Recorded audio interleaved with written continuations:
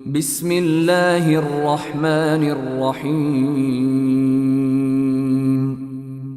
পরম করুণাময় ও অসীম দয়ালু আল্লাহর নামে শুরু। ইয়া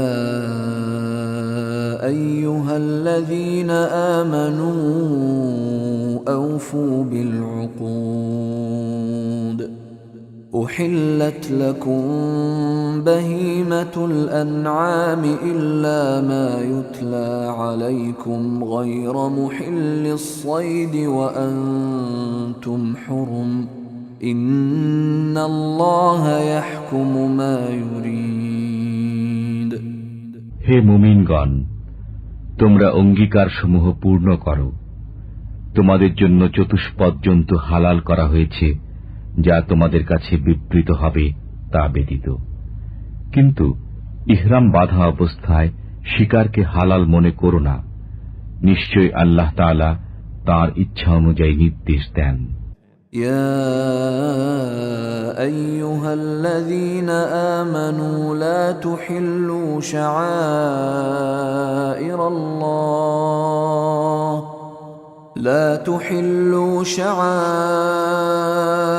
الله ولا الشهر الحرام ولا الهدي ولا القلائد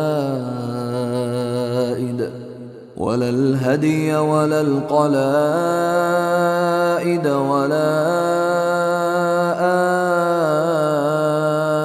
آمين البيت الحرام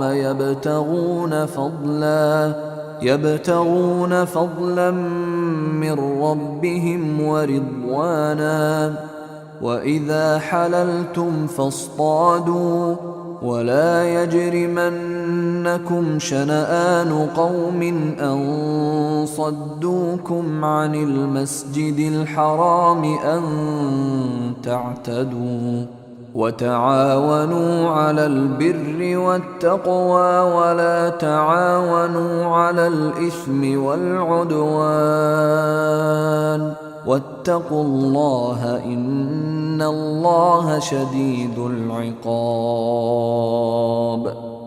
হে মুমিনগণ, হালাল মনে করো না আল্লাহর নিদর্শন সমূহকে এবং সম্মানিত মাস সমূহকে এবং হেরেমে কোরবানির জন্য নির্দিষ্ট জন্তুকে এবং ওই সব জন্তুকে যাদের গলায় কণ্ঠাভরণ রয়েছে এবং ওই সব লোককে যারা সম্মানিত গৃহ অভিমুখে যাচ্ছে, যারা স্বীয় পালনকর্তার অনুগ্রহ ও সন্তুষ্টি কামনা করে।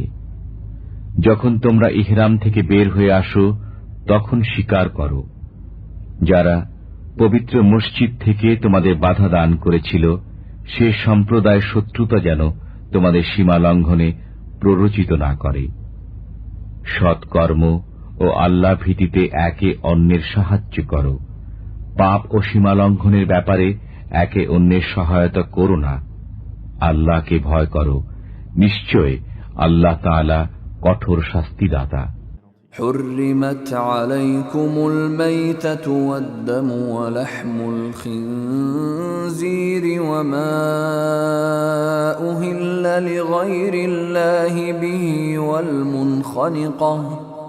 والمنخنقة والموقوذة والمتردية والنطيحة وما أكل السبع إلا ما ذكيتم وما ذبح على النصب وأن تستقسموا بالأزلام ذلكم فسق اليوم يئس الذين كفروا من دينكم فلا تخشوهم واخشون اليوم أكملت لكم دينكم وأتممت عليكم نعمتي ورضيت لكم الإسلام دينا فمن اضطر في مخمصة غير متجانف لإثم فإن الله غفور رحيم। তোমাদের জন্য হারাম করা হয়েছে মৃত জীব, রক্ত, শূকরের মাংস, যেসব জন্তু আল্লাহ ছাড়া অন্যের নামে উৎসর্গকৃত হয়, যা কণ্ঠরোধে মারা যায়, যা আঘাত লেগে মারা যায়, যা উচ্চ স্থান থেকে পতনের ফলে মারা যায়, যা শিঙের আঘাতে মারা যায় এবং যাকে হিংস্র জন্তু ভক্ষণ করেছে, কিন্তু যাকে তোমরা জবেহ করেছ সেটা ছাড়া। যে জন্তু যজ্ঞ বেদিতে জবেহ করা হয় এবং যা ভাগ্য নির্ধারক স্বর দ্বারা বন্টন করা হয়, এসব গুনাহর কাজ। আর কাফিররা তোমাদের দিন থেকে নিরাশ হয়ে গেছে, অতএব তাদেরকে ভয় করো না, বরং আমাকে ভয় করো। আর আমি তোমাদের জন্য তোমাদের দিনকে পূর্ণাঙ্গ করে দিলাম, তোমাদের প্রতি আমার অবদান সম্পূর্ণ করে দিলাম এবং ইসলামকে তোমাদের জন্য দিন হিসাবে পছন্দ করলাম। অতএব যে ব্যক্তি তীব্র ক্ষুধায় কাতর হয়ে পড়ে কিন্তু কোন গুনাহ প্রতি প্রবণতা না থাকে, তবে নিশ্চয়ই আল্লাহ তাআলা ক্ষমাশীল। يسألونك ماذا أحل لهم قل أحل لكم الطيبات وما علمتم من الجوارح مكلبين تعلمونهن مما علمكم الله فكلوا مما أمسكن عليكم واذكروا اسم الله عليه واتقوا الله إن الله سريع الحساب।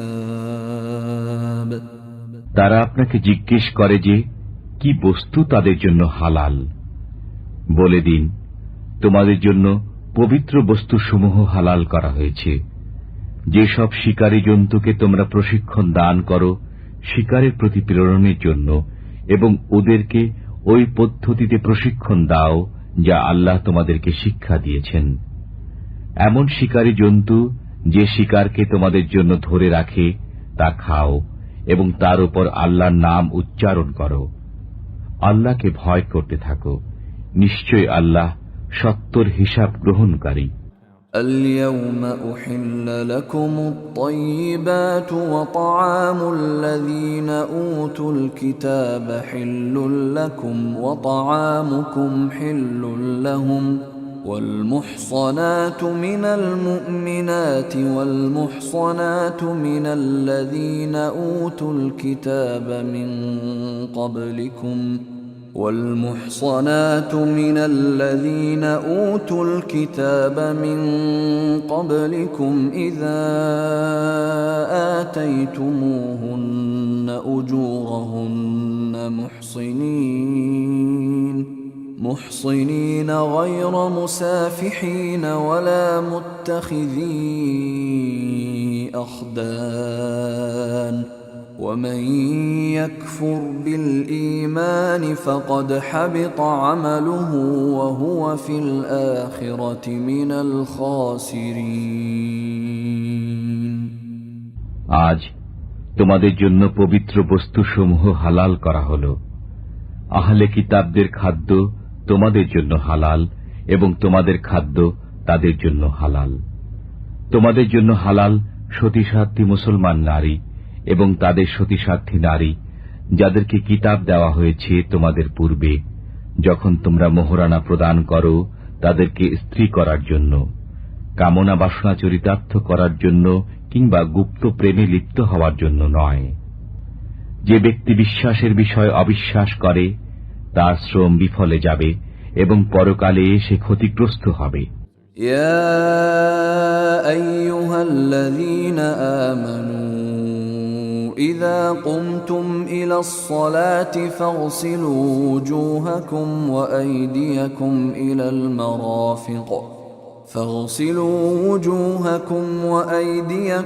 إلى المرافق وامسحوا برؤوسكم وأرجلكم إلى الكعبين وإن كنتم جنبا فاطهروا وإن كنتم مرضى أو على سفر أو جاء أحد منكم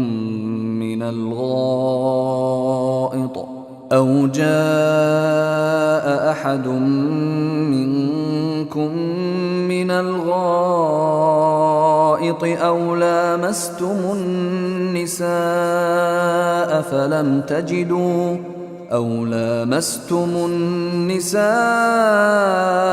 فلم تجدوا ماء فتيمموا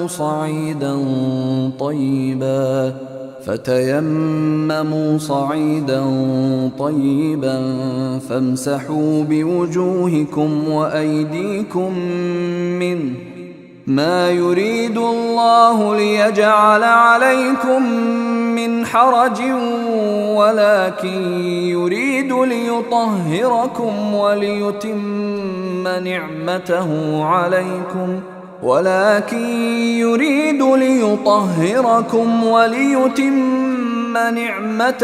عليكم لعلكم تشكرون হে মুমিনগণ, যখন তোমরা নামাজের জন্য ওঠো তখন স্বীয় মুখমণ্ডল ও হস্তসমূহ কনুই সহ ধৌত করো এবং পদযুগল গিট সহ, আর তোমাদের মাথাসমূহ মাসে করো।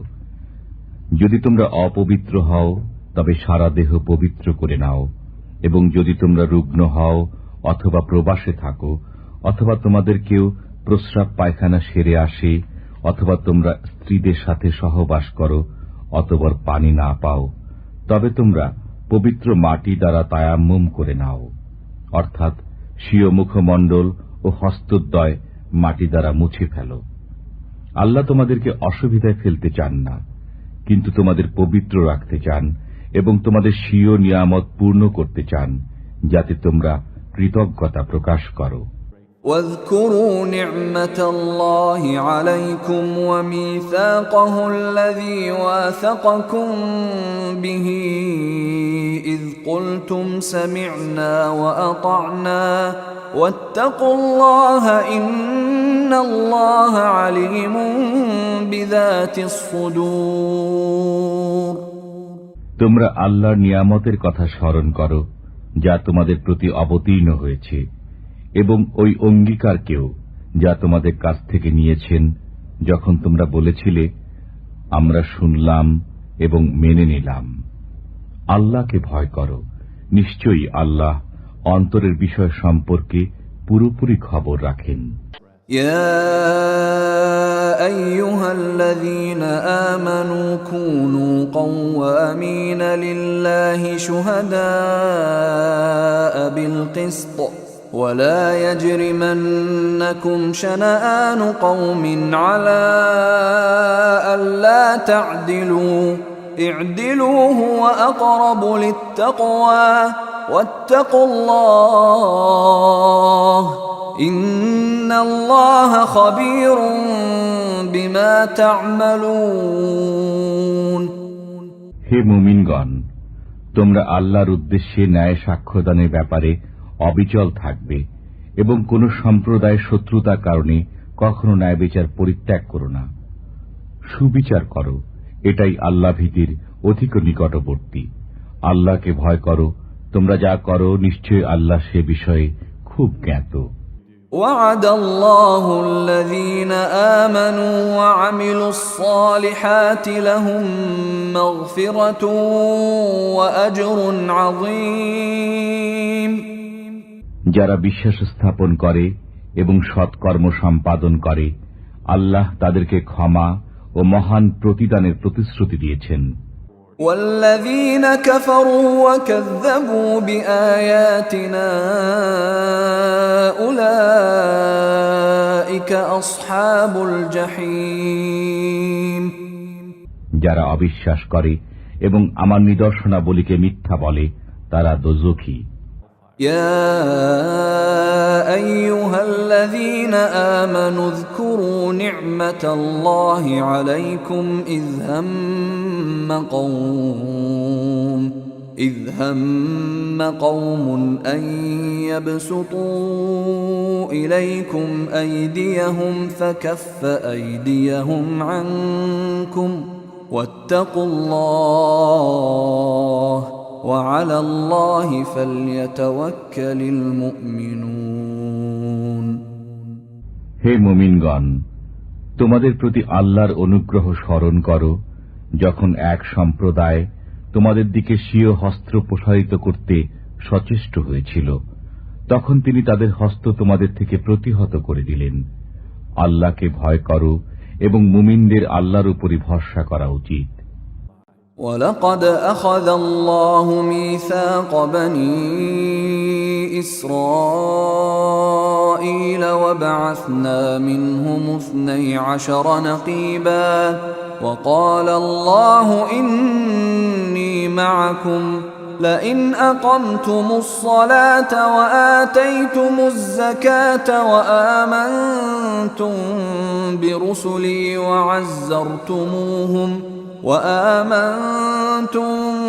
برسلي وعزرتموهم وأقرضتم الله قرضا حسنا لأكفرن عنكم سيئاتكم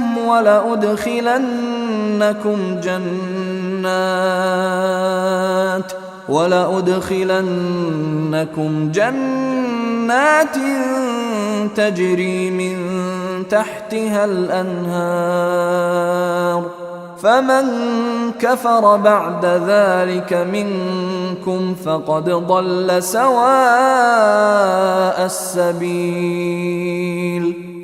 আল্লাহ বনী ইসরায়েলের কাছ থেকে অঙ্গীকার নিয়েছিলেন এবং আমি তাদের মধ্য থেকে 12 জন সর্দার নিযুক্ত করেছিলাম। আল্লাহ বলে দিলেন, আমি তোমাদের সঙ্গে আছি। যদি তোমরা নামাজ প্রতিষ্ঠিত করো, যাকাত দিতে থাকো, আমার পয়গম্বরদের প্রতি বিশ্বাস রাখো, তাদের সাহায্য করো এবং আল্লাহকে উত্তম পন্থায় ঋণ দিতে থাকো, তবে আমি অবশ্যই তোমাদের গুনাহ দূর করে দেব এবং অবশ্যই তোমাদের উদ্যানসমূহে প্রবিষ্ট করাব, যাদের তলদেশ দিয়ে নির্ঝরণীসমূহ প্রবাহিত হয়। অতঃপর তাদের মধ্য থেকে যে ব্যক্তি এর পরও কাফির হয়, সে নিশ্চিতই সরল পথ থেকে বিচ্যুত হয়ে পড়ে।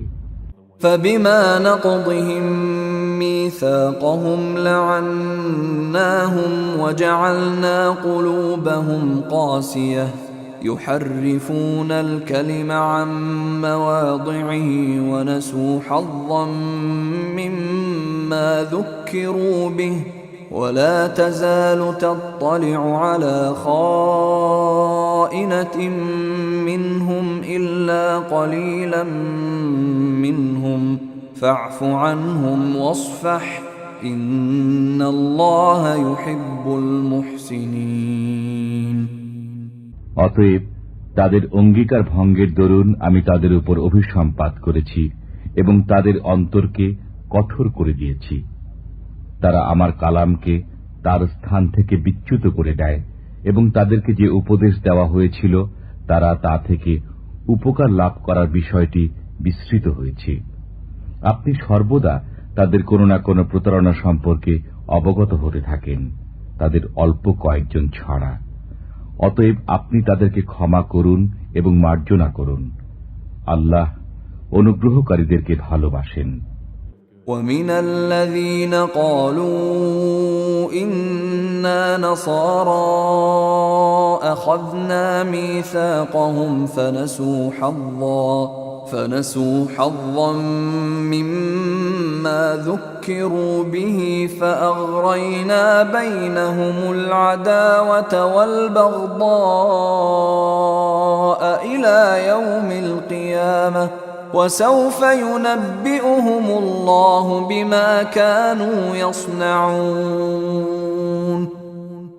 যারা বলে আমরা নাসারা, আমি তাদের কাছ থেকেও তাদের অঙ্গীকার নিয়েছিলাম। অতঃপর তারা যে উপদেশ প্রাপ্ত হয়েছিল তা থেকে উপকার লাভ করা ভুলে গেল। অতঃপর আমি কিয়ামত পর্যন্ত তাদের মধ্যে পারস্পরিক শত্রুতা ও বিদ্বেষ সঞ্চারিত করে দিয়েছি। অবশেষে আল্লাহ তাদেরকে তাদের কৃতকর্ম সম্পর্কে অবহিত করবেন। يا أهل الكتاب قد جاءكم رسولنا يبين لكم كثيرا مما كنتم تخفون من الكتاب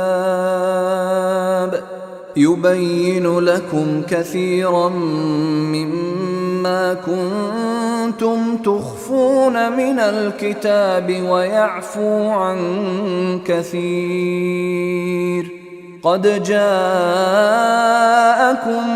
من الله نور وكتاب مبين। হে আহলে কিতাবগণ, তোমাদের কাছে আমার রাসূল আগমন করছেন। কিতাবের যেসব বিষয় তোমরা গোপন করতে, তিনি তার মধ্য থেকে অনেক বিষয় প্রকাশ করেন এবং অনেক বিষয় মার্জনা করেন। তোমাদের কাছে একটি উজ্জ্বল জ্যোতি এসেছে এবং একটি সমুজ্জ্বল গ্রন্থ। يهدي به الله من اتبع رضوانه سبل السلام يهدي به الله من اتبع رضوانه سبل السلام ويخرجهم من الظلمات إلى النور بإذنه ويهديهم إلى صراط মুস্তাকিম। এর দ্বারা আল্লাহ যারা তার সন্তুষ্টি কামনা করে তাদেরকে নিরাপত্তার পথ প্রদর্শন করেন এবং তাদেরকে স্বীয় নির্দেশ দ্বারা অন্ধকার থেকে বের করে আলোর দিকে আনয়ন করেন এবং সরল পথে পরিচালনা করেন।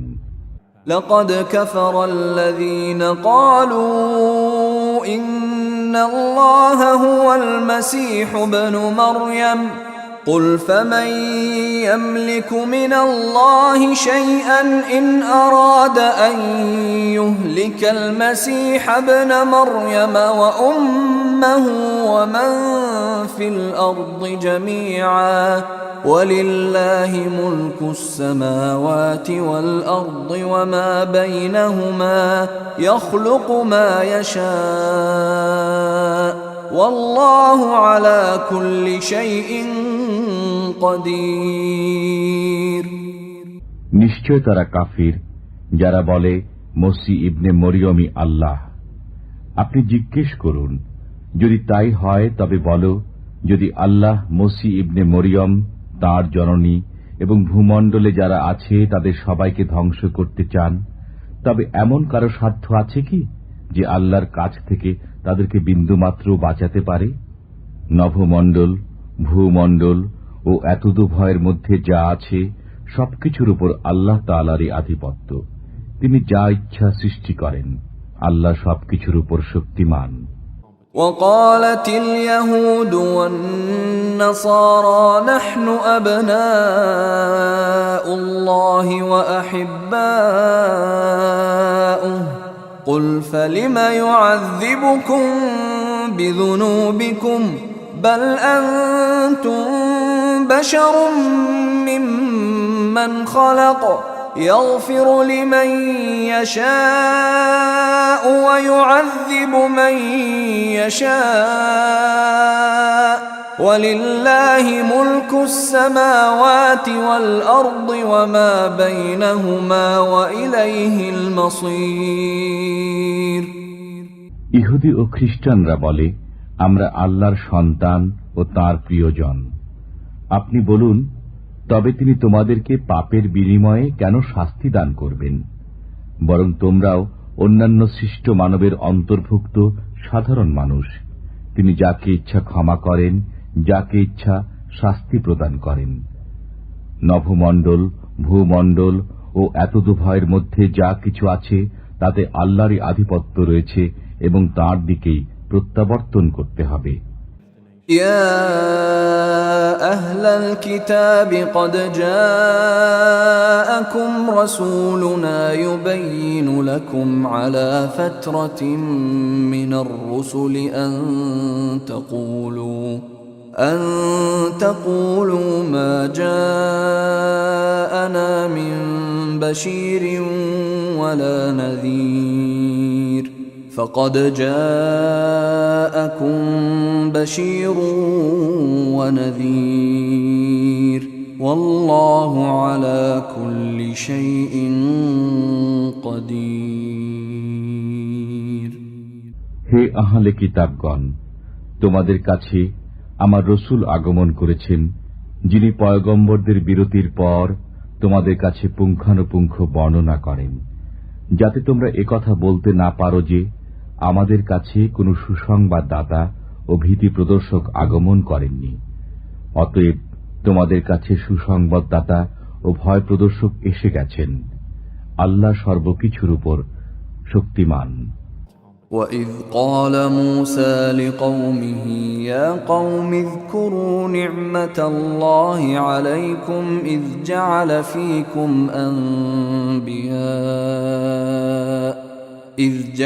فِيكُمْ أَنْبِيَاءَ وَجَعَلَكُمْ مُلُوكًا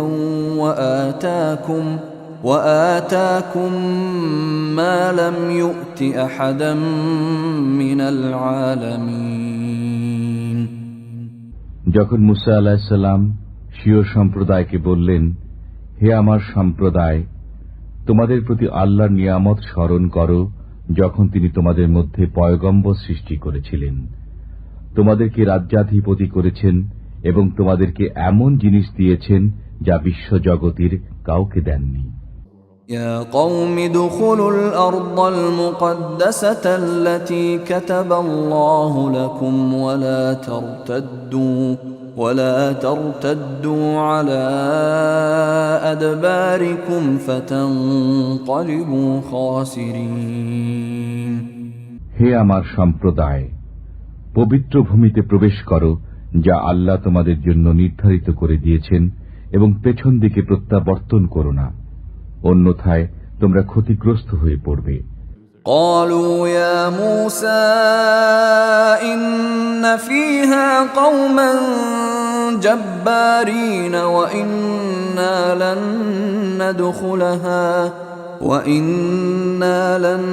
ندخلها حتى يخرجوا منها فإن يخرجوا منها فإنا داخلون। তারা বলল, হে মুসা, সেখানে একটি প্রবল পরাক্রান্ত জাতি রয়েছে, আমরা কখনো সেখানে যাব না যে পর্যন্ত না তারা সেখান থেকে বের হয়ে যায়। তারা যদি সেখান থেকে বের হয়ে যায় তবে নিশ্চিতই আমরা প্রবেশ করব। قال رجلان من الذين يخافون أنعم الله عليهم ادخلوا عليهم الباب فإذا دخلتموه فإنكم غالبون وعلى الله فتوكلوا إن كنتم مؤمنين। আল্লাহ ভীরুদের মধ্য থেকে দু ব্যক্তি বলল, যাদের প্রতি আল্লাহ অনুগ্রহ করেছিলেন, তোমরা তাদের উপর আক্রমণ করে দরজায় প্রবেশ করো, অতঃপর তোমরা যখন তাতে প্রবেশ করবে তখন তোমরাই জয়ী হবে, আর আল্লাহর উপর ভরসা করো যদি তোমরা বিশ্বাসী হও। قالوا يا موسى إنا لن ندخلها أبدا ما داموا فيها فاذهب أنت وربك فقاتلا إنا هاهنا قاعدون। তারা বলল, হে মুসা, আমরা জীবনেও কখনো সেখানে যাব না যতক্ষণ তারা সেখানে থাকবে, অতএব আপনি ও আপনার পালনকর্তাই যান এবং উভয় যুদ্ধ করে নিন, আমরা তো এখানেই বসলাম। قال رب إني لا أملك إلا نفسي وأخي فافرق بيننا وبين القوم الفاسقين। মুসা বললেন, হে আমার পালনকর্তা, আমি শুধু নিজের উপর ও নিজের ভাইয়ের উপর ক্ষমতা রাখি, অতএব আপনি আমাদের মধ্যে ও এ অবাধ্য সম্প্রদায়ের মধ্যে সম্পর্ক ছেদ করুন।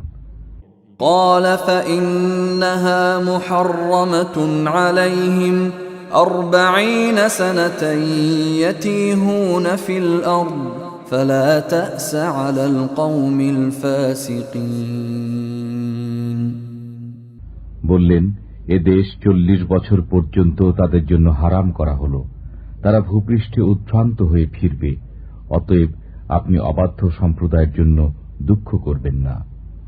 واتل عليهم نبأ ابني آدم بالحق إذ قربا قربانا فتقبل من أحدهما ولم يتقبل من الآخر قال لأقتلنك قال إنما يتقبل الله من المتقين আপনি তাদেরকে আদমের দুই পুত্রের বাস্তব অবস্থা পাঠ করে শোনান। যখন তারা উভয়ে কিছু উৎসর্গ নিবেদন করেছিল তখন তাদের একজনের উৎসর্গ গৃহীত হয়েছিল এবং অপরজনে গৃহীত হয়নি। সে বলল, আমি অবশ্যই তোমাকে হত্যা করব। সে বলল, আল্লাহ ধর্মভীরুদের পক্ষ থেকেই তো গ্রহণ করেন। لئن بسطت إلي يدك لتقتلني ما أنا بباسط يدي إليك لأقتلك إني أخاف الله رب العالمين যদি তুমি আমাকে হত্যা করতে আমার দিকে হস্ত প্রসারিত করো তবে আমি তোমাকে হত্যা করতে তোমার দিকে হস্ত প্রসারিত করব না, কেননা আমি বিশ্বজগতের পালনকর্তা আল্লাহকে ভয় করি। ইন্নী উরিদু আন তাবুআ বিইসমি ওয়া ইসমিকা ফাতাকুনা মিন আসহাবিন নার ওয়া যালিকা জাযাউয যালিমিন। আমি চাই যে আমার পাপ ও তোমার পাপ তুমি নিজের মাথায় চাপিয়ে নাও, অতঃপর তুমি দোজখীদের অন্তর্ভুক্ত হয়ে যাও। এটাই অত্যাচারীদের শাস্তি। فطوعت له نفسه قتل أخيه فقتله فأصبح من الخاسرين অতঃপর তার অন্তর তাকে ভ্রাতৃহত্যায় উদ্বুদ্ধ করল, অনন্তর সে তাকে হত্যা করল, ফলে সে ক্ষতিগ্রস্তদের অন্তর্ভুক্ত হয়ে গেল। فبعث الله غرابا يبحث في الأرض ليريه كيف يواري سوءة أخيه قال يا ويلتى أعجزت أن أكون مثل هذا الغراب فأواري سوءة أخي فأصبح من النادمين আল্লাহ এক কাক প্রেরণ করলেন। সে মাটি খনন করছিল যাতে তাকে শিক্ষা দেয় যে আপন ভ্রাতার মৃতদেহ কিভাবে আবৃত করবে। সে বলল, আফসোস, আমি কি এ কাকের সমতুল্যও হতে পারলাম না যে আমার আপন ভ্রাতার মৃতদেহ আবৃত করি। অতঃপর সে অনুতাপ করতে লাগল। من أجل ذلك كتبنا على بني إسرائيل أنه من قتل نفسا بغير نفس أو فساد في الأرض فكأنما قتل الناس جميعا ومن أحياها فكأنما أحيا الناس جميعا ولقد جاءتهم رسلنا بالبينات ثم إن كثيرا منهم بعد ذلك في الأرض لمسرفون এ কারণেই আমি বনী ইসরায়েলের প্রতি লিখে দিয়েছি যে যে কেউ প্রাণের বিনিময়ে প্রাণ অথবা পৃথিবীতে অনর্থ সৃষ্টি করা ছাড়া কাউকে হত্যা করে সে যেন সব মানুষকেই হত্যা করে, এবং যে কারো জীবন রক্ষা করে সে যেন সবার জীবন রক্ষা করে। তাদের কাছে আমার পয়গম্বরগণ প্রকাশ্য নিদর্শনাবলী নিয়ে এসেছেন, বস্তুত এর পরও তাদের অনেক লোক পৃথিবীতে সীমা অতিক্রম করে। إنما جزاء الذين يحاربون الله ورسوله ويسعون في الأرض فسادا أن يقتلوا أو يصلبوا أو تقطع أيديهم وأرجلهم من خلاف أو ينفوا ينفوا من الأرض ذلك لهم خزي في الدنيا ولهم في الآخرة عذاب عظيم যারা আল্লাহ ও তাঁর রসূলের সাথে সংগ্রাম করে এবং দেশে হাঙ্গামা সৃষ্টি করতে সচেষ্ট হয়, তাদের শাস্তি হচ্ছে এই যে তাদেরকে হত্যা করা হবে, অথবা শুলিতে চড়ানো হবে, অথবা তাদের হস্তপদসমূহ বিপরীত দিক থেকে কেটে দেওয়া হবে, অথবা দেশ থেকে বহিষ্কার করা হবে। এটি হল তাদের জন্য পার্থিব লাঞ্ছনা, আর পরকালে তাদের জন্য রয়েছে কঠোর শাস্তি। إلا الذين تابوا من قبل أن تقدروا عليهم فاعلموا أن الله غفور رحيم কিন্তু যারা তোমাদের গ্রেপ্তারের পূর্বে তওবা করে, জেনে রাখো আল্লাহ ক্ষমাকারী, দয়ালু।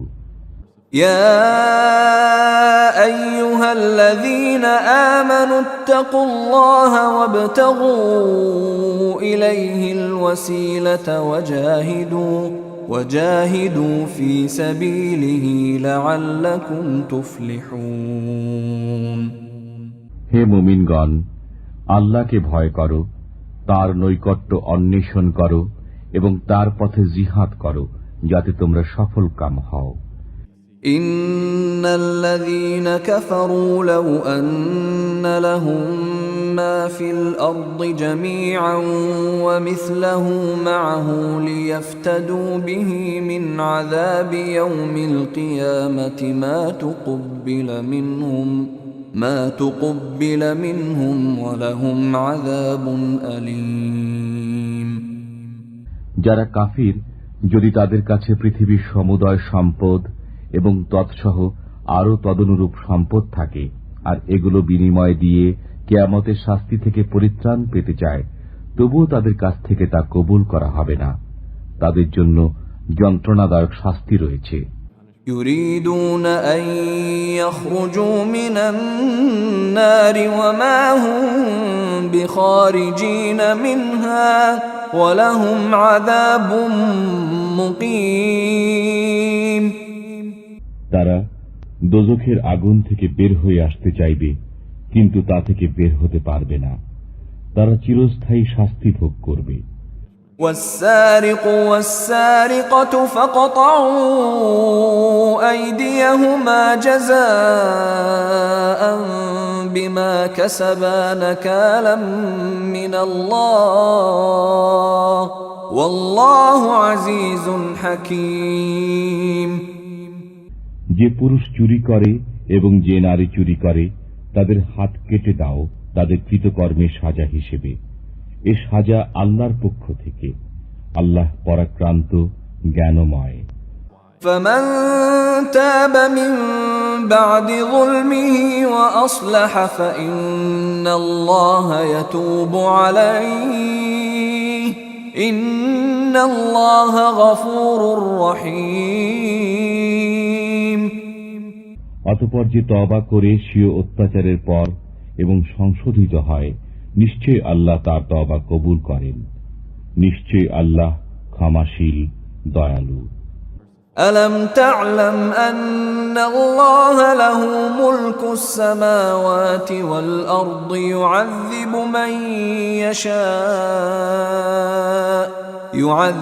من يشاء ويغفر لمن يشاء والله على كل شيء قدير তুমি কি জানো না যে একান্তভাবে আল্লাহর হাতেই নভমণ্ডল ও ভূমণ্ডলের আধিপত্য? তিনি যাকে ইচ্ছা শাস্তি দেন এবং যাকে ইচ্ছা ক্ষমা করেন। আল্লাহ সবকিছুর উপর ক্ষমতাবান। يا أيها الرسول لا يحزنك الذين يسارعون في الكفر من الذين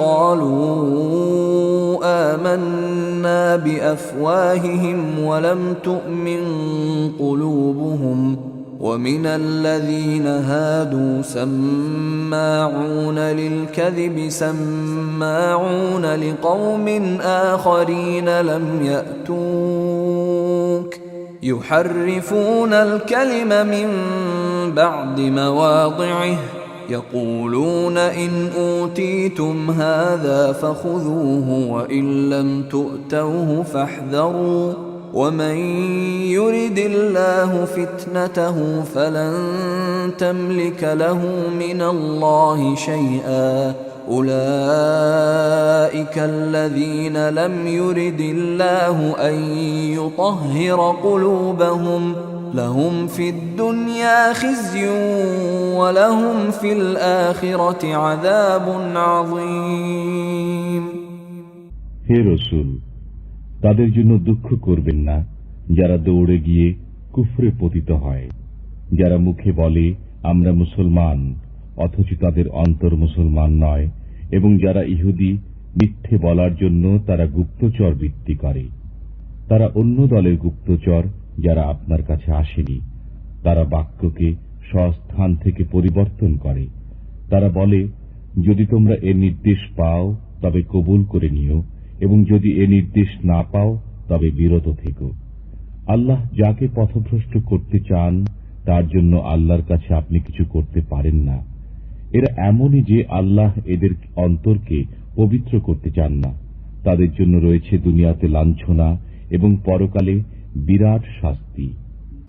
سماعون للكذب أكالون للسحت فإن جاءوك فاحكم بينهم أو أعرض عنهم وإن تعرض عنهم فلن يضروك شيئا وإن حكمت فاحكم بينهم بالقسط إن الله يحب المقسطين এরা মিথ্যা বলার জন্য গুপ্তচর বৃত্তি করে হারাম ভক্ষণ করে।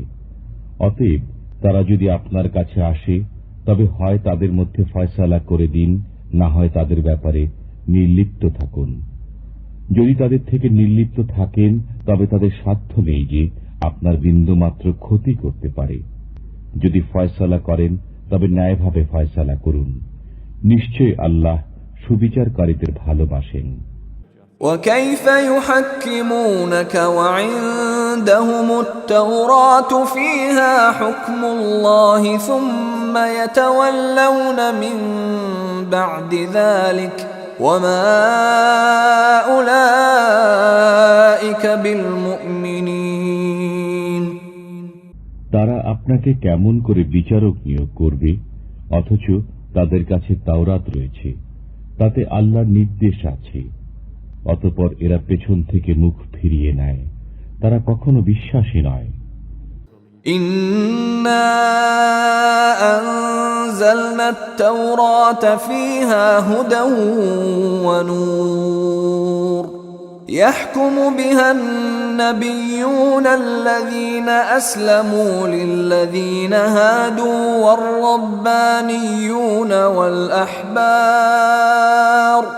والربانيون والأحبار بما استحفظوا من كتاب الله وكانوا عليه شهداء فلا تخشوا الناس واخشوني ولا تشتروا بآياتي ثمنا قليلا ومن لم يحكم بما أنزل الله فأولئك هم الكافرون আমি তাওরাত অবতীর্ণ করেছি, এতে হেদায়েত ও আলো রয়েছে। আল্লাহর আজ্ঞাবহ পয়গম্বর, দরবেশ ও আলিমরা এর মাধ্যমে ইহুদিদেরকে ফয়সালা দিতেন, কেননা তাদেরকে এ আল্লাহর গ্রন্থে দেখাশোনা করার নির্দেশ দেওয়া হয়েছিল এবং তারা এর রক্ষণাবেক্ষণে নিযুক্ত ছিলেন। অতএব তোমরা মানুষকে ভয় করো না এবং আমাকে ভয় করো, আর আমার আয়াতসমূহের বিনিময়ে তুচ্ছ মূল্য গ্রহণ করো না। যেসব লোক আল্লাহ যা অবতীর্ণ করেছেন তদনুযায়ী ফয়সালা করে না তারাই কাফির।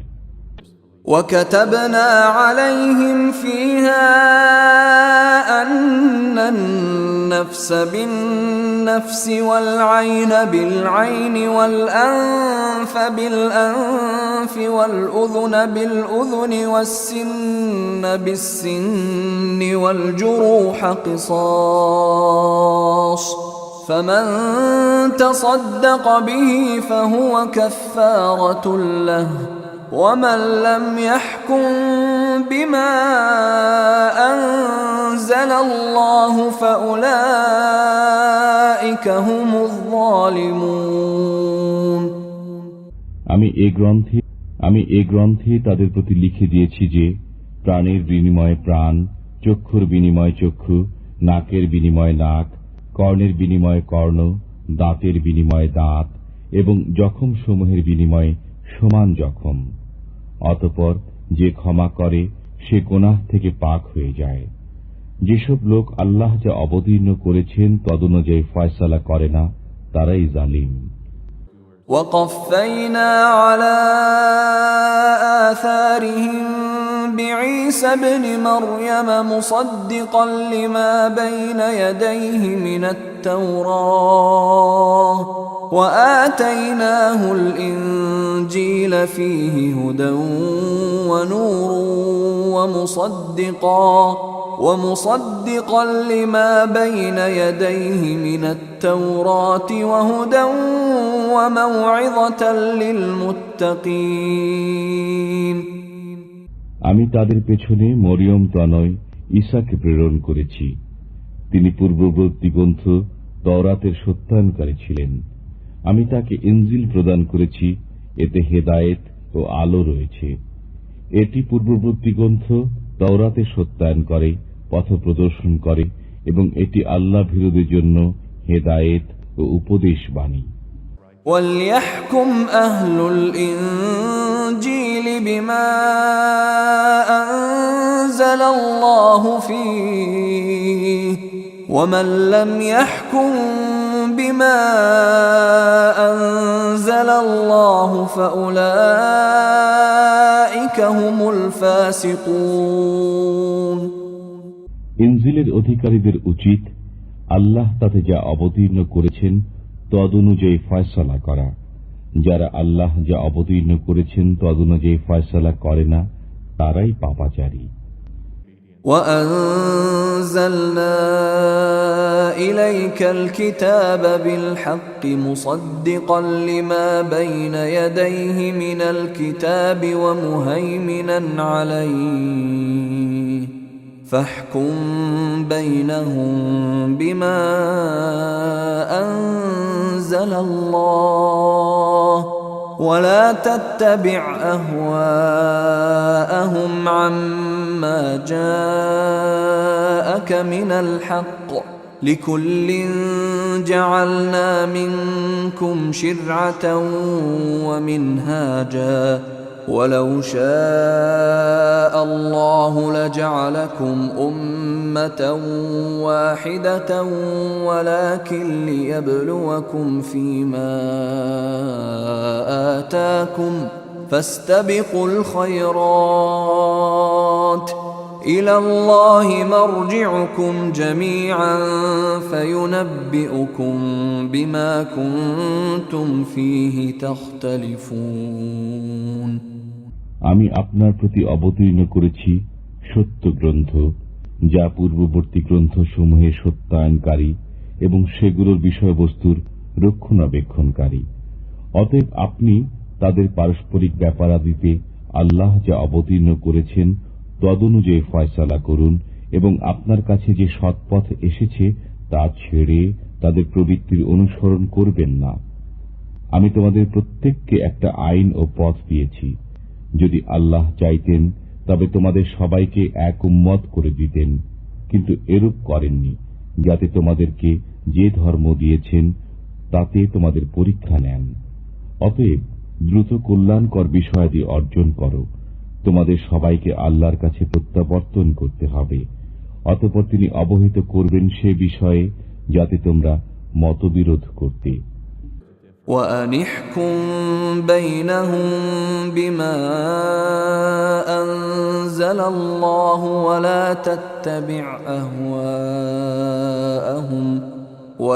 تتبع أهواءهم واحذرهم أن يفتنوك عن بعض ما أنزل الله إليك فإن تولوا فاعلم أنما يريد الله أن يصيبهم ببعض ذنوبهم وإن كثيرا من الناس لفاسقون আর আমি আদেশ করছি যে আপনি তাদের পারস্পরিক ব্যাপারাদিতে আল্লাহ যা নাজিল করেছেন তদনুযায়ী ফয়সালা করুন। তাদের প্রবৃত্তির অনুসরণ করবেন না এবং তাদের থেকে সতর্ক থাকুন যেন তারা আপনাকে এমন কোন নির্দেশ থেকে বিচ্যুত না করে যা আল্লাহ আপনার প্রতি নাজিল করেছেন। অনন্তর যদি তারা মুখ ফিরিয়ে নেয় তবে জেনে নিন আল্লাহ তাদেরকে তাদের গুনার কিছু শাস্তি দিতেই চেয়েছেন। মানুষের মধ্যে অনেকেই নাফরমান। أفحكم الجاهلية يبغون ومن أحسن من الله حكما لقوم يوقنون তারা কি জাহিলিয়াত আমলের ফয়সালা কামনা করে? আল্লাহ অপেক্ষা বিশ্বাসীদের জন্য উত্তম ফয়সালাকারী কে? يا أيها الذين آمنوا لا تتخذوا اليهود والنصارى أولياء بعضهم أولياء بعض ومن يتولهم منكم فإنه منهم إن الله لا يهدي القوم الظالمين হে মুমিনগণ, তোমরা ইহুদি ও খ্রিস্টানদের বন্ধু হিসাবে গ্রহণ করো না। তারা একে অপরের বন্ধু। তোমাদের মধ্যে যে তাদের সাথে বন্ধুত্ব করবে সে তাদেরই অন্তর্ভুক্ত। আল্লাহ জালিমদেরকে পথ প্রদর্শন করেন না। فترى الذين في قلوبهم مرض يسارعون فيهم يقولون نخشى أن تصيبنا دائرة فعسى الله أن يأتي بالفتح أو أمر من عنده فيصبحوا على ما أسروا في أنفسهم نادمين বস্তুত যাদের অন্তরে রোগ রয়েছে তাদেরকে আপনি দেখবেন দৌড়ে গিয়ে তাদেরই মধ্যে প্রবেশ করে। তারা বলে, আমরা আশঙ্কা করি পাছে না আমরা কোনো দুর্ঘটনায় পতিত হই। অতএব সেদিন বেশি দূরে নয় যেদিন আল্লাহ তাআলা বিজয় প্রকাশ করবেন অথবা নিজের পক্ষ থেকে কোনো নির্দেশ দেবেন। ফলে তারা স্বীয় গোপন মনোভাবের জন্য অনুতপ্ত হবে। ويقول الذين آمنوا أهؤلاء الذين أقسموا بالله جهد أيمانهم إنهم لمعكم حبطت أعمالهم فأصبحوا خاسرين মুসলমানরা বলবে, এরাই কি সেই সব লোক যারা আল্লাহর নামে প্রতিজ্ঞা করত যে আমরা তোমাদের সাথে আছি? তাদের কৃতকর্মসমূহ বিফল হয়ে গেছে, ফলে তারা ক্ষতিগ্রস্ত হয়ে আছে। يا أيها الذين آمنوا من يرتد منكم عن دينه فسوف يأتي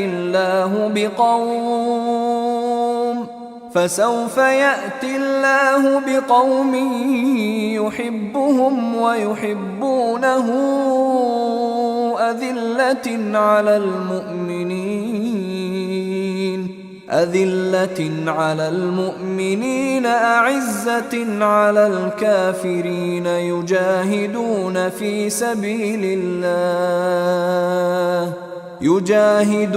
في سبيل الله ولا يخافون لومة لائم ذلك فضل الله يؤتيه من يشاء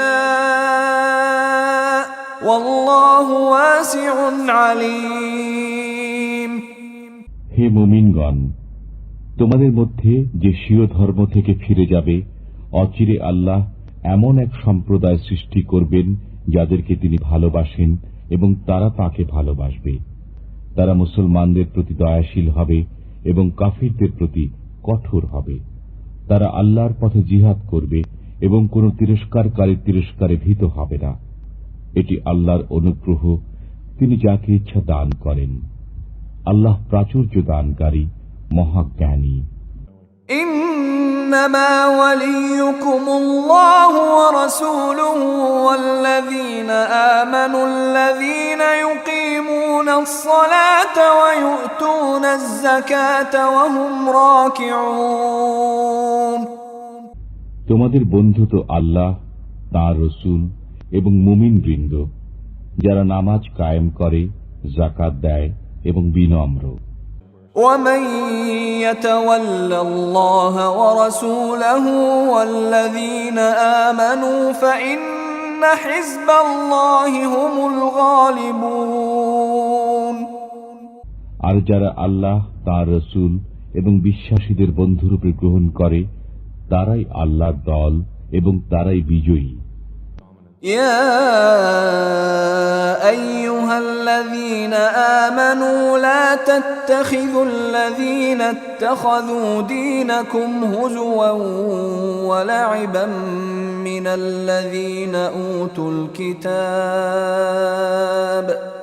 الذين أوتوا الكتاب من قبلكم والكفار أولياء واتقوا الله إن كنتم مؤمنين।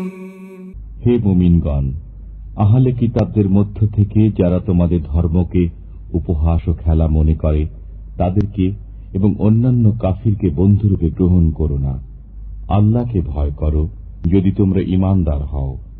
وَإِذَا نَادَيْتُمْ إِلَى الصَّلَاةِ اتَّخَذُوهَا هُزُوًا وَلَعِبًا ذَلِكَ بِأَنَّهُمْ قَوْمٌ لَا يَعْقِلُونَ। আর যখন তোমরা নামাজের জন্য আহ্বান করো, তখন তারা একে উপহাস ও খেলা বলে মনে করে, কারণ তারা নির্বোধ। قل يا أهل الكتاب هل تنقمون منا إلا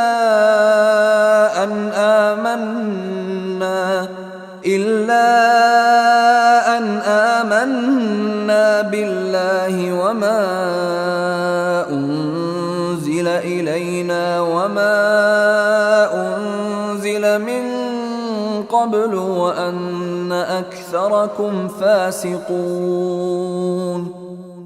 বলুন, হে আহলে কিতাবগণ, আমাদের সাথে তোমাদের এছাড়া কি শত্রুতা যে আমরা বিশ্বাস স্থাপন করেছি আল্লাহর প্রতি, আমাদের উপর অবতীর্ণ গ্রন্থের প্রতি এবং পূর্বে অবতীর্ণ গ্রন্থের প্রতি, আর তোমাদের অধিকাংশই নাফরমান। قل هل أنبئكم بشر من ذلك مثوبة عند الله من لعنه الله وغضب عليه وجعل منهم القردة والخنازير وعبد الطاغوت أولئك شر مكانا وأضل عن سواء السبيل। বলুন, আমি তোমাদেরকে বলি, তাদের মধ্যে কার মন্দ প্রতিফল রয়েছে আল্লাহর কাছে? যাদের প্রতি আল্লাহ অভিসম্পাত করেছেন, যাদের প্রতি তিনি ক্রোধান্বিত হয়েছেন যাদের কতককে বানর ও শূকরে রূপান্তরিত করে দিয়েছেন, এবং যারা শয়তানের আরাধনা করেছে তারাই মর্যাদার দিক দিয়ে নিকৃষ্টতর এবং সত্য পথ থেকেও অনেক দূরে। وَإِذَا جَاءُوكُمْ قَالُوا آمَنَّا وَقَدْ دَخَلُوا بِالْكُفْرِ وَهُمْ قَدْ خَرَجُوا بِهِ وَاللَّهُ أَعْلَمُ بِمَا كَانُوا يَكْتُمُونَ। যখন তারা তোমাদের কাছে আসে তখন বলে, আমরা বিশ্বাস স্থাপন করেছি, অথচ তারা কুফর নিয়ে এসেছিল এবং কুফর নিয়ে প্রস্থান করেছে। তারা যা গোপন করত আল্লাহ তা খুব জানেন। وَتَرَى كَثِيرًا مِّنْهُمْ يُسَارِعُونَ فِي الْإِثْمِ وَالْعُدْوَانِ وَأَكْلِهِمُ السُّحْتَ لَبِئْسَ مَا كَانُوا يَعْمَلُونَ। আর আপনি তাদের অনেককে দেখবেন যে দৌড়ে দৌড়ে পাপে, সীমা লঙ্ঘনে এবং হারাম ভক্ষণে পতিত হয়। তারা অত্যন্ত মন্দ কাজ করছে। لولا ينهاهم الربانيون والأحبار عن قولهم الإثم وأكلهم السحت لبئس ما كانوا يصنعون। দরবেশ ও আলিমরা কেন তাদেরকে পাপ কথা বলতে এবং হারাম ভক্ষণ করতে নিষেধ করে না? তারা খুবই মন্দ কাজ করছে। وقالت اليهود يد الله مغلولة غلت أيديهم ولعنوا بما قالوا بل يداه مبسوطتان ينفق كيف يشاء وليزيدن كثيرا منهم ما أنزل إليك من ربك طغيانا وكفرا وألقينا بينهم العداوة والبغضاء إلى يوم القيامة كلما أوقدوا نارا للحرب أطفأها الله ويسعون في الأرض فسادا والله لا يحب المفسدين। আর ইহুদিরা বলে, আল্লাহর হাত অবরুদ্ধ হয়ে গেছে, ওদেরই হাত স্তব্ধ হোক। এ কথা বলার জন্য তাদের প্রতি অভিসম্পাত, বরং তার উভয় হস্ত উন্মুক্ত, তিনি যেরূপ ইচ্ছা ব্যয় করেন। আপনার পালনকর্তার পক্ষ থেকে যে কালাম অবতীর্ণ হয়েছে তার কারণে তাদের অনেকের অবাধ্যতা ও কুফরি পরিবর্ধিত হবে। আমি তাদের পরস্পরের মধ্যে কিয়ামত পর্যন্ত শত্রুতা ও বিদ্বেষ সঞ্চারিত করে দিয়েছি। তারা যখনই যুদ্ধের আগুন প্রজ্বলিত করে আল্লাহ তা নির্বাপিত করে দেন। তারা দেশে অশান্তি সৃষ্টি করে বেড়ায়। আল্লাহ অশান্তি ও বিশৃঙ্খলা সৃষ্টিকারীদেরকে পছন্দ করেন। ولو أن أهل الكتاب آمنوا واتقوا لكفرنا عنهم سيئاتهم ولأدخلناهم جنات النعيم। আর যদি আহলে কিতাবরা বিশ্বাস স্থাপন করত এবং আল্লাহ ভীতি অবলম্বন করত, তবে আমি তাদের মন্দ বিষয়সমূহ ক্ষমা করে দিতাম এবং তাদেরকে নিয়ামতের উদ্যানসমূহে প্রবিষ্ট করতাম। ولو أنهم أقاموا التوراة والإنجيل وما أنزل إليهم من ربهم لأكلوا من فوقهم ومن تحت أرجلهم منهم أمة مقتصدة وكثير منهم ساء ما يعملون। যদি তারা তাওরাত, ইনজিল এবং যা কিছু পালনকর্তার পক্ষ থেকে তাদের প্রতি অবতীর্ণ হয়েছে পুরোপুরি পালন করত, তবে তারা উপর থেকে এবং পায়ের নিচ থেকে ভক্ষণ করত। তাদের কিছু সংখ্যক লোক সৎপথের অনুগামী এবং অনেকেই মন্দ কাজ করে যাচ্ছে। يا أيها الرسول بلغ ما أنزل إليك من ربك وإن لم تفعل فما بلغت رسالته والله يعصمك من الناس إن الله لا يهدي القوم الكافرين হে রসূল, পৌঁছে দিন আপনার পালনকর্তার পক্ষ থেকে আপনার প্রতি যা অবতীর্ণ হয়েছে, আর যদি আপনি এরূপ না করেন তবে আপনি তাঁর পয়গাম কিছুই পৌঁছালেন না। আল্লাহ আপনাকে মানুষের কবল থেকে রক্ষা করবেন।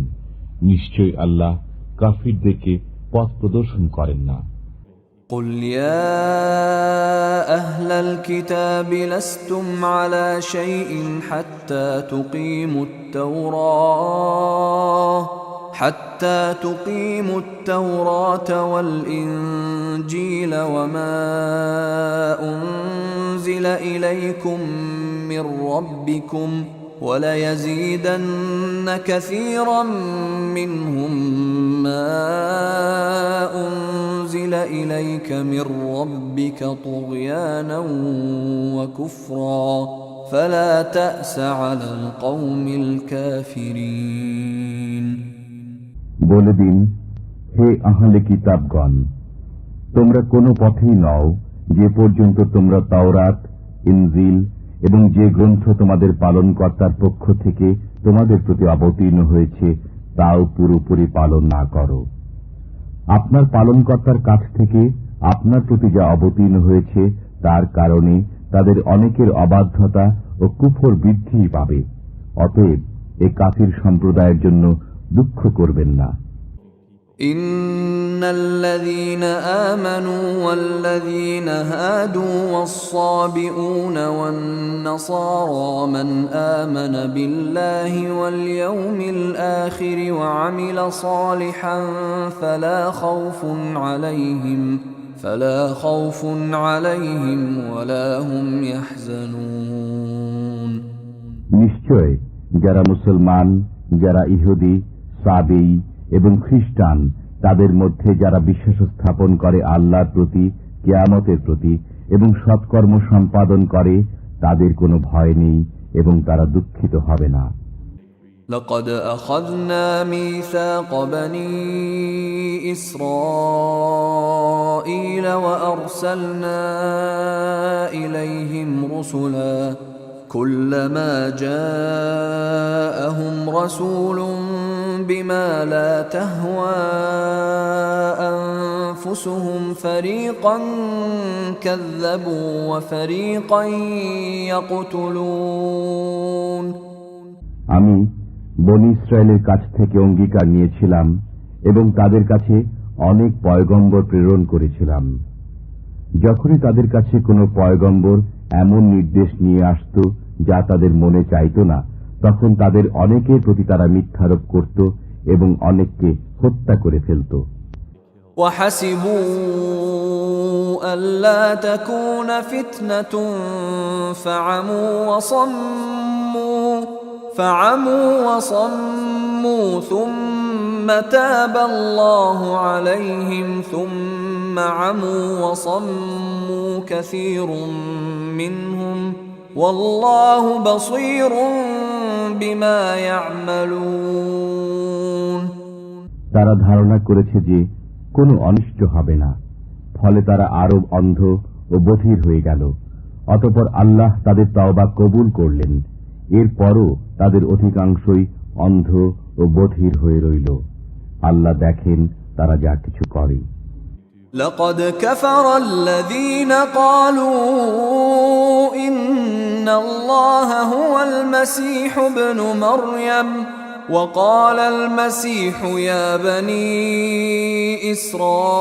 إسرائيل اعبدوا الله ربي وربكم إنه من يشرك بالله فقد حرم الله عليه الجنة ومأواه النار ومأواهم النار وما للظالمين من أنصار তারা কাফির যারা বলে মরিয়ম তনয় মসিহ আল্লাহ, অথচ মসিহ বলেন, হে বনী ইসরাইল, তোমরা আল্লাহর ইবাদত করো যিনি আমার পালনকর্তা এবং তোমাদেরও পালনকর্তা। নিশ্চয় যে ব্যক্তি আল্লাহর সাথে অংশীদার স্থির করে, আল্লাহ তার জন্য জান্নাত হারাম করে দেন এবং তার বাসস্থান হয় জাহান্নাম। অত্যাচারীদের কোনো সাহায্যকারী নেই। لقد كفر الذين قالوا إن الله ثالث ثلاثة وما من إله إلا إله واحد وإن لم ينتهوا عما يقولون ليمسن الذين كفروا منهم عذاب أليم নিশ্চয় তারা কাফির যারা বলে আল্লাহ তিনের এক, অথচ এক উপাস্য ছাড়া কোনো উপাস্য নেই। যদি তারা স্বীয় উক্তি থেকে নিবৃত না হয়, তবে তাদের মধ্যে যারা কুফরে অটল থাকবে তাদের উপর যন্ত্রণাদায়ক শাস্তি পতিত হবে। أفلا يتوبون إلى الله ويستغفرونه والله غفور رحيم তারা আল্লাহর কাছে তওবা করে না কেন এবং ক্ষমা প্রার্থনা করে না কেন? আল্লাহ যে ক্ষমাশীল, দয়ালু। ما المسيح ابن مريم إلا رسول قد خلت من قبله الرسل وأمه صديقة كانا يأكلان الطعام انظر كيف نبين لهم الآيات ثم انظر أنا يؤفكون মরিয়ম তনয় মসিহ রসুল ছাড়া আর কিছু নন। তার পূর্বে অনেক রসুল অতিক্রান্ত হয়েছেন, আর তার জননী একজন পরম সত্যবাদিনী। তারা উভয়ই খাদ্য আহার করতেন। দেখুন আমি তাদের জন্য কিরূপ যুক্তি প্রমাণ বর্ণনা করি, আবার দেখুন তারা উল্টো কোন দিকে যাচ্ছে। قل أتعبدون من دون الله ما لا يملك لكم ضرا ولا نفعا والله هو السميع العليم বলে দিন, তোমরা কি আল্লাহ ব্যতীত এমন বস্তুর ইবাদত করো যে তোমাদের অপকার বা উপকার করার ক্ষমতা রাখে না, অথচ আল্লাহ সব শোনেন, জানেন।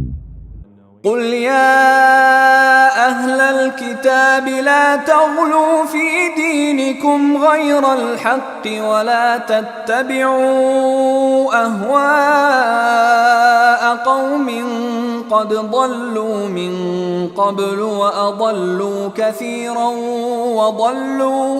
وضلوا عن سواء السبيل বলুন, হে আহলে কিতাবগণ, তোমরা স্বীয় ধর্মে অন্যায় বাড়াবাড়ি করো না এবং ওতে ওই সম্প্রদায়ের প্রবৃত্তির অনুসরণ করো না যারা পূর্বে পথভ্রষ্ট হয়েছে এবং অনেককে পথভ্রষ্ট করেছে। তারা সরল পথ থেকে বিচ্যুত হয়ে পড়েছে। لعن الذين كفروا من بني إسرائيل على لسان داود وعيسى بن مريم ذلك بما عصوا وكانوا يعتدون বনী ইসরায়েলের মধ্যে যারা কাফির, তাদেরকে দাউদ ও মরিয়ম তনয় ঈসার মুখে অভিসম্পাত করা হয়েছে। এটা এ কারণে যে তারা অবাধ্যতা করত এবং সীমা লঙ্ঘন করত। كانوا لا يتناهون عن منكر فعلوه لبئس ما كانوا يفعلون তারা পরস্পর মন্দ কাজে নিষেধ করত না যা তারা করত। তারা যা করত তা অবশ্য মন্দ ছিল। ترى كثيرا منهم يتولون الذين كفروا لبئس ما قدمت لهم أنفسهم أن سخط الله عليهم وفي العذاب هم خالدون। আপনি তাদের অনেককে দেখবেন কাফিরদের সাথে বন্ধুত্ব করে, তারা নিজেদের জন্য যা পাঠিয়েছে তা অবশ্যই মন্দ। তা এই যে তাদের প্রতি আল্লাহ ক্রোধান্বিত হয়েছেন এবং তারা চিরকাল আযাবে থাকবে। ولو كانوا يؤمنون بالله والنبي وما أنزل إليه ما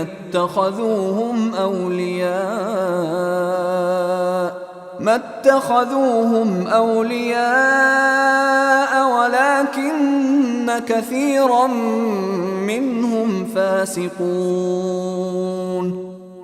যদি তারা আল্লাহর প্রতি এবং রসুলের প্রতি অবতীর্ণ বিষয়ের প্রতি বিশ্বাস স্থাপন করত, তবে কাফিরদের বন্ধুরূপে গ্রহণ করত না, কিন্তু তাদের মধ্যে অনেকেই দুরাচার।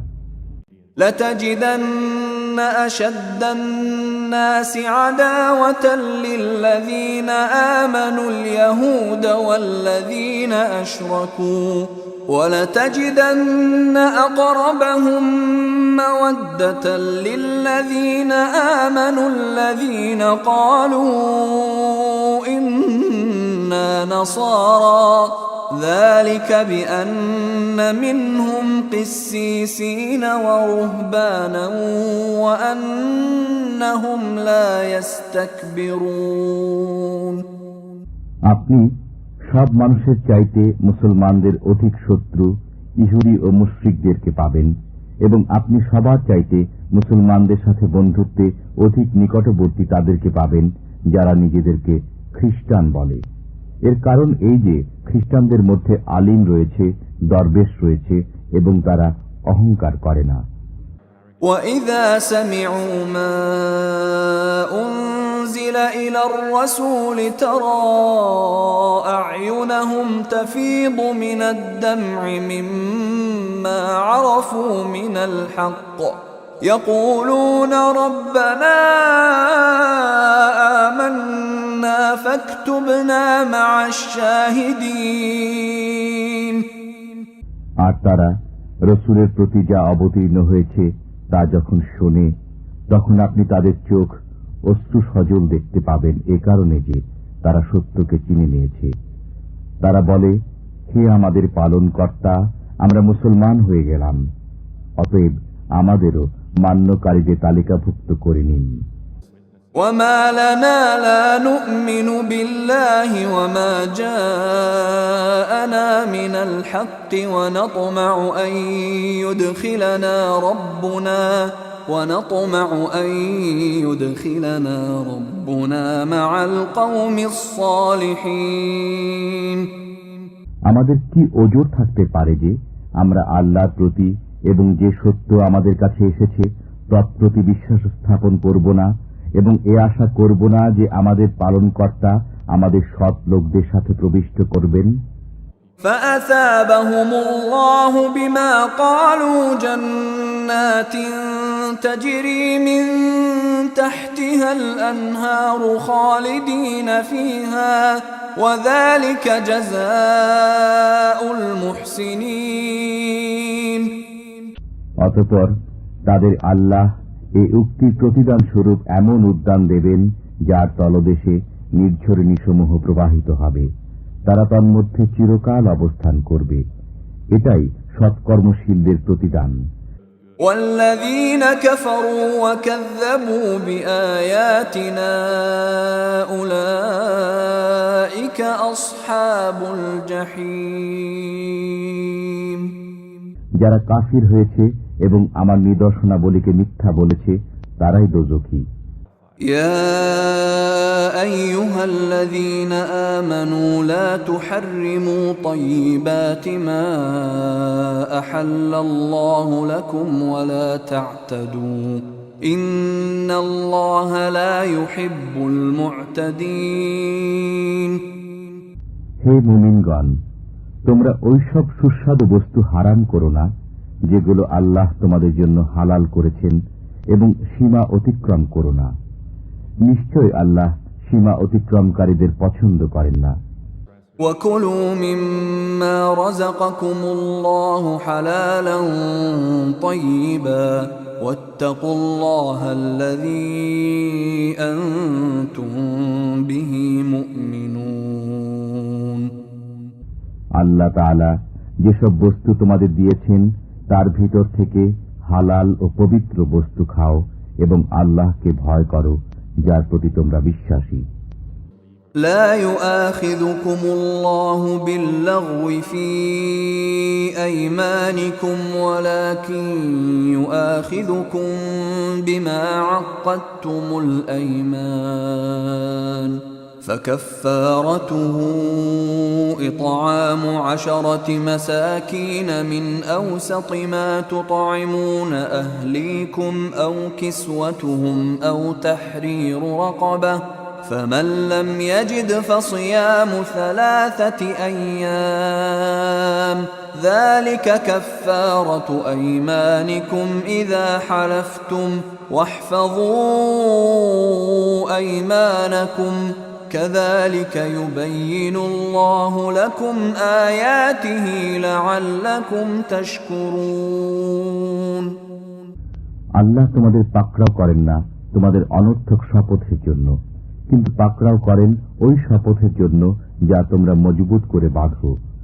অতএব এর কাফফারা এই যে 10 জন দরিদ্রকে খাদ্য প্রদান করবে, মধ্যম শ্রেণী খাদ্য যা তোমরা স্বীয় পরিবারকে দিয়ে থাকো, অথবা তাদেরকে বস্ত্র প্রদান করবে, অথবা একজন কৃতদাস কিংবা দাসী মুক্ত করে দেবে। যে ব্যক্তি সামর্থ্য রাখে না সে 3 দিন রোজা রাখবে। এটা কাফফারা তোমাদের শপথের যখন শপথ করবে, তোমরা স্বীয় শপথসমূহ রক্ষা করবে। এমনিভাবে আল্লাহ তোমাদের জন্য স্বীয় নির্দেশ বর্ণনা করেন যাতে তোমরা কৃতজ্ঞতা স্বীকার করো। يا أيها الذين آمنوا إنما الخمر والميسر والأنصاب والأزلام رجس من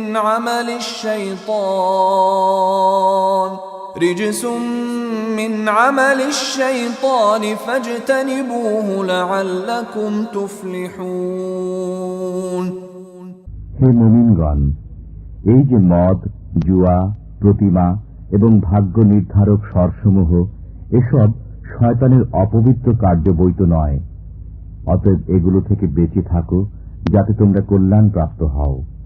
إنما يريد الشيطان أن يوقع بينكم العداوة والبغضاء في الخمر والميسر ويصدكم عن ذكر الله وعن الصلاة فهل أنتم منتهون। শয়তান তো চায় মদ ও জুয়ার মাধ্যমে তোমাদের পরস্পরের মাঝে শত্রুতা ও বিদ্বেষ সঞ্চারিত করে দিতে এবং আল্লাহর স্মরণ ও নামাজ থেকে তোমাদেরকে বিরত রাখতে। অতএব তোমরা এখনো কি নিবৃত হবে না?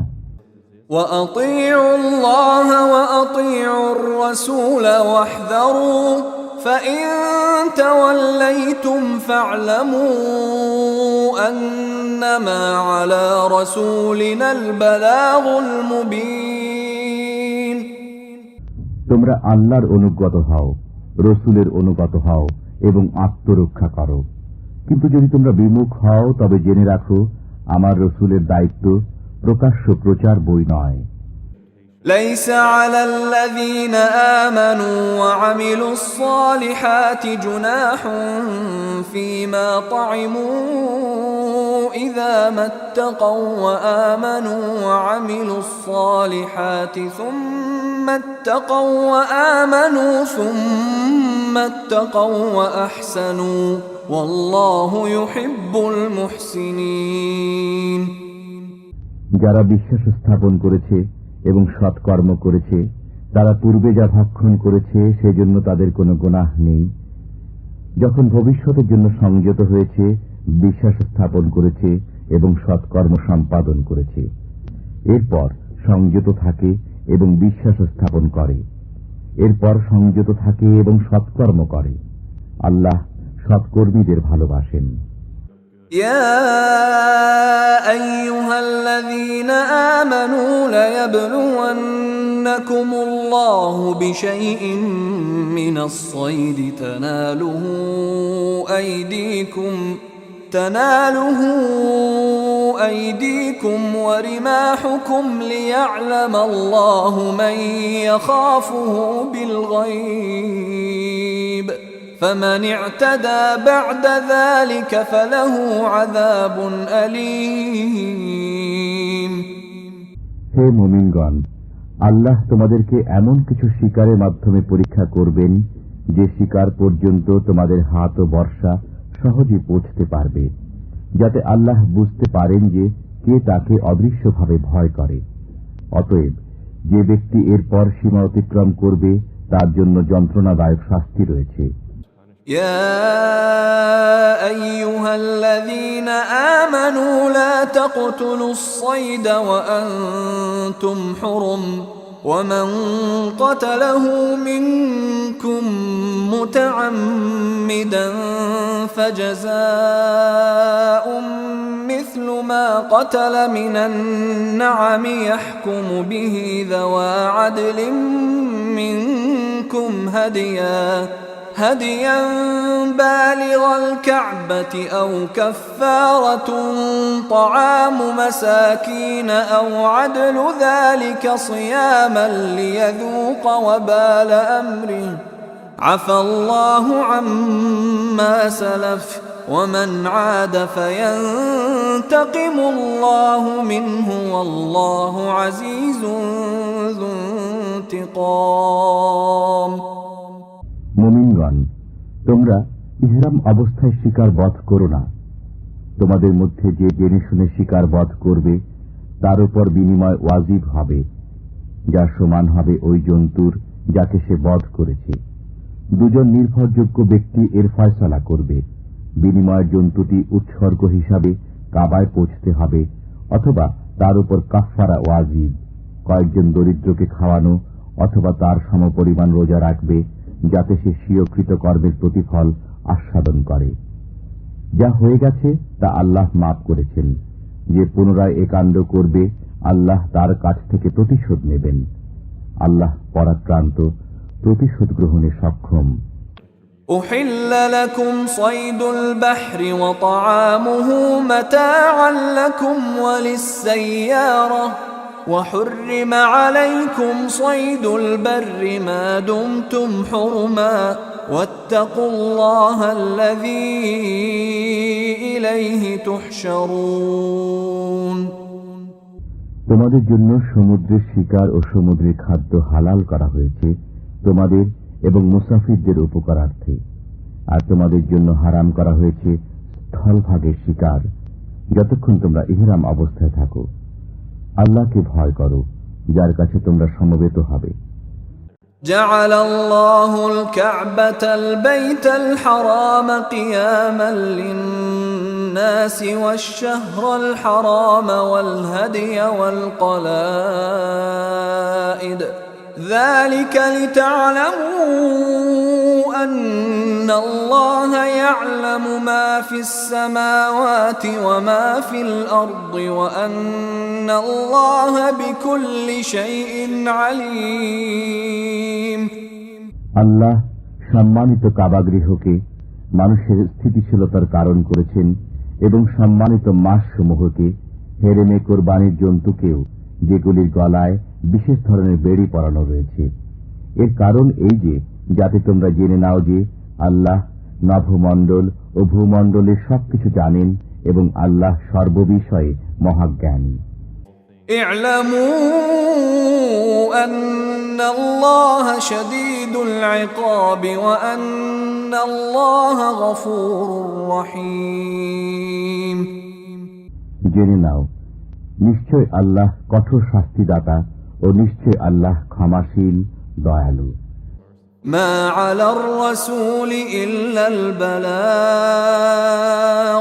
والله يعلم ما تبدون وما تكتمون। রসুলের দায়িত্ব শুধু পৌঁছিয়ে দেওয়া। আল্লাহ জানেন যা কিছু তোমরা প্রকাশ্যে করো এবং যা কিছু গোপনে করো। قل لا يستوي الخبيث والطيب ولو أعجبك كثرة الخبيث فاتقوا الله يا أولي الألباب لعلكم تفلحون। বলে দিন, অপবিত্র ও পবিত্র সমান নয়, যদিও অপবিত্রের প্রাচুর্য তোমাকে বিস্মিত করে। অতএব হে বুদ্ধিমানগণ, আল্লাহকে ভয় করো যাতে তোমরা সফলতা লাভ করতে পারো।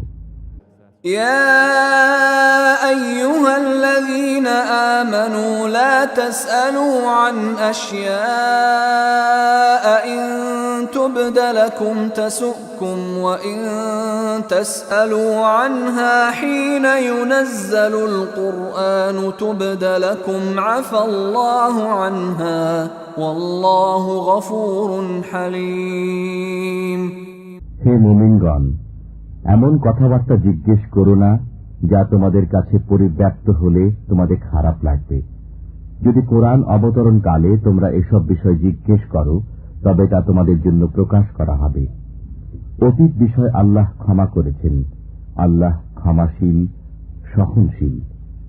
قد سألها قوم من قبلكم ثم أصبحوا بها كافرين। এরূপ কথাবার্তা তোমাদের পূর্বে এক সম্প্রদায় জিজ্ঞেস করেছিল, এরপর তারা এসব বিষয়ে অবিশ্বাসী হয়ে গেল।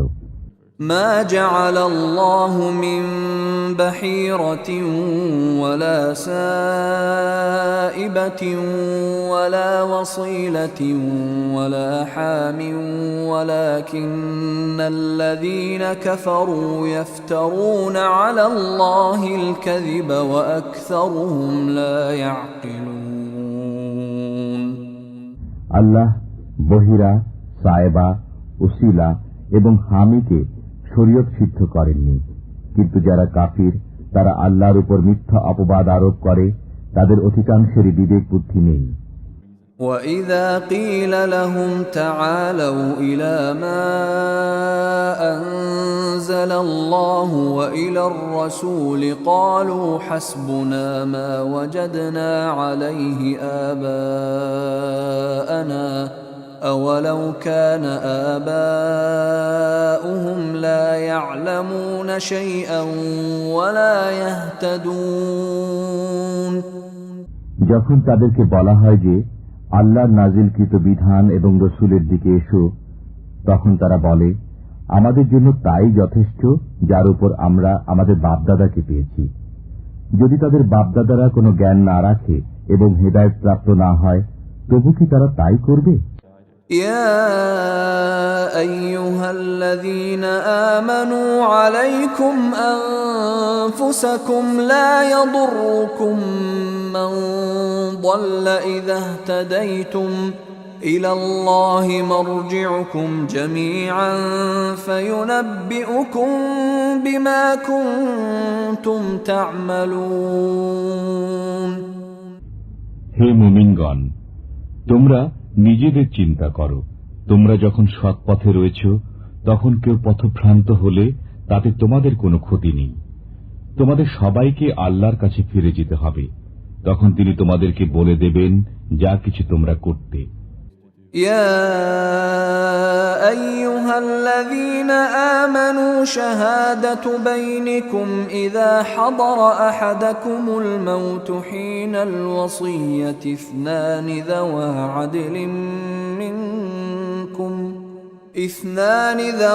عدل منكم أو آخران من غيركم إن أنتم ضربتم في الأرض فأصابتكم مصيبة الموت تحبسونهما من بعد الصلاة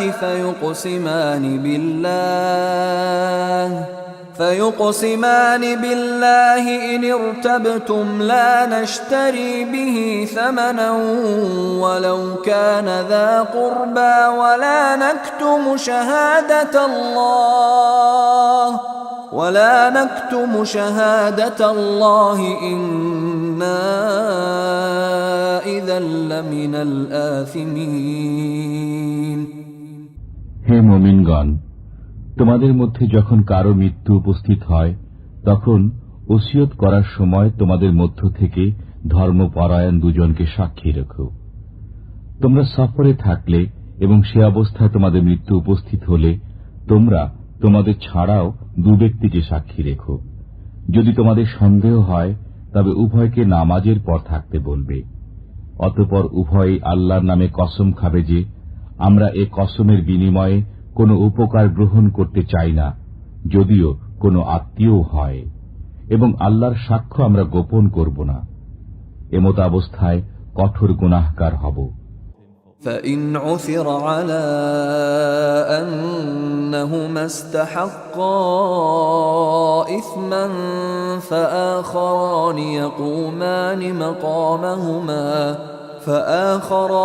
يقومان مقامهما من الذين استحق عليهم الأوليان فيقسمان بالله لشهادتنا أحق من شهادتهما وما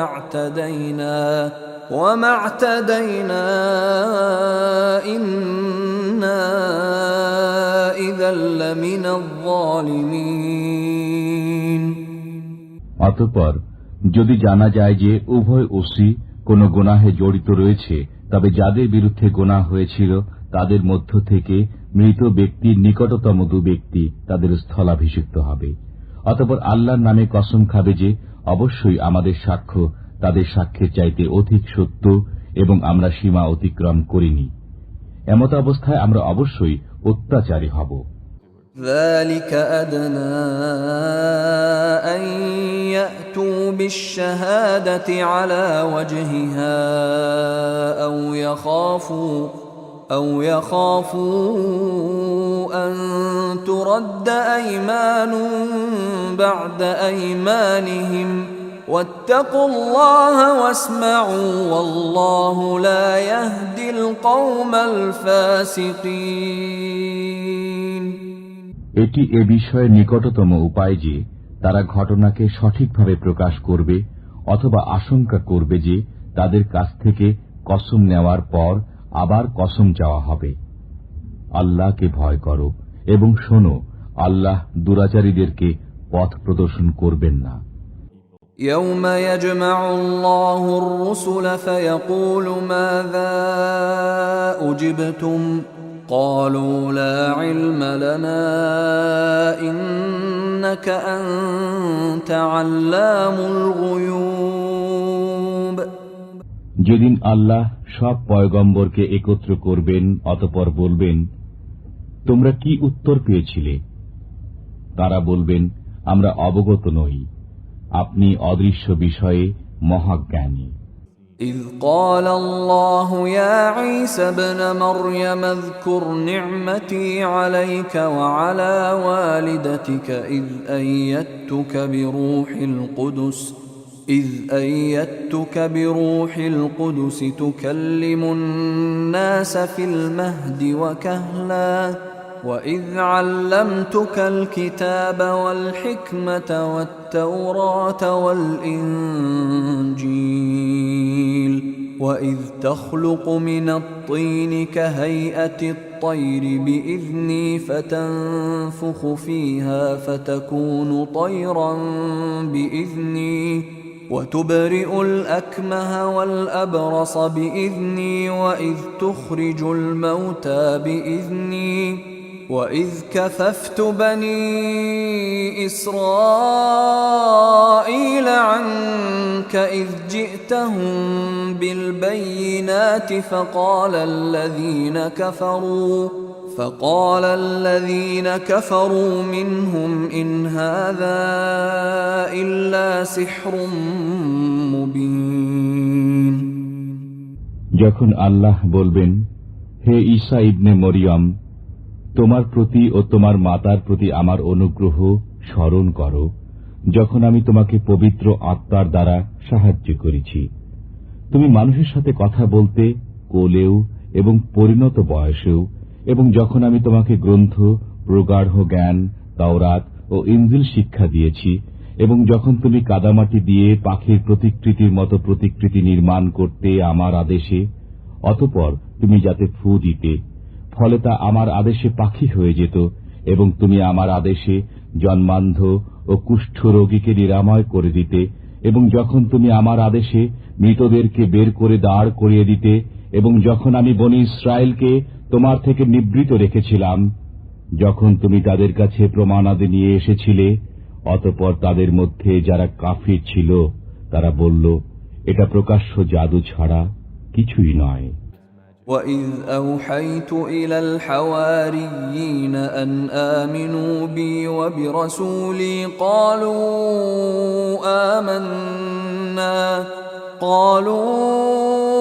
آمَنَّا وَاشْهَدْ بِأَنَّنَا مُسْلِمُونَ। আর যখন আমি হাওয়ারীদের মনে জাগ্রত করলাম যে আমার প্রতি এবং আমার রসূলের প্রতি বিশ্বাস স্থাপন করো, তখন তারা বলতে লাগল, আমরা বিশ্বাস স্থাপন করলাম এবং আপনি সাক্ষী থাকুন যে আমরা আনুগত্যশীল। إذ قال الحواريون يا عيسى ابن مريم هل يستطيع ربك أن ينزل علينا مائدة من السماء قال اتقوا الله إن كنتم مؤمنين। যখন হাওয়ারীরা বলল, হে মরিয়ম তনয় ঈসা, আপনার পালনকর্তা কি এরূপ করতে পারেন যে আমাদের জন্য আকাশ থেকে খাদ্য ভর্তি খাঞ্চা অবতরণ করে দেবেন? সে বলল, যদি তোমরা ঈমানদার হও তবে আল্লাহকে ভয় করো। قالوا نريد أن نأكل منها وتطمئن قلوبنا ونعلم أن قد صدقتنا ونكون عليها من الشاهدين। তারা বলল, আমরা তা থেকে খেতে চাই, আমাদের অন্তর পরিতৃপ্ত হবে, আমরা জেনে নেব যে আপনি সত্য বলেছেন এবং সাক্ষ্যদাতা হয়ে যাব। قال عيسى ابن مريم اللهم ربنا أنزل علينا مائدة من السماء تكون لنا عيدا لأولنا وآخرنا وآية منك وارزقنا وأنت خير الرازقين। ঈসা ইবনে মরিয়ম বললেন, হে আল্লাহ, আমাদের পালন কর্তা, আমাদের প্রতি আকাশ থেকে খাদ্য ভর্তি খাঞ্চা অবতরণ করুন, তা আমাদের জন্য অর্থাৎ আমাদের প্রথম ও পরবর্তী সবার জন্য আনন্দোৎসব হবে এবং আপনার পক্ষ থেকে একটি নিদর্শন হবে। আপনি আমাদেরকে রুজি দিন, আপনি শ্রেষ্ঠ রুজিদাতা। قال الله إني منزلها عليكم فمن يكفر بعد منكم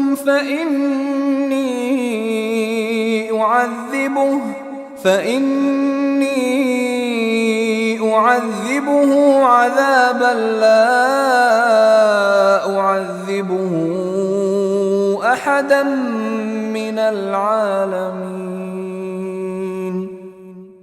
আল্লাহ বললেন, নিশ্চয় আমি সে খাঞ্চা তোমাদের প্রতি অবতরণ করব, অতঃপর যে ব্যক্তি এর পরে অকৃতজ্ঞ হবে আমি তাকে এমন শাস্তি দেব যে শাস্তি বিশ্বজগতের অপর কাউকে দেব না।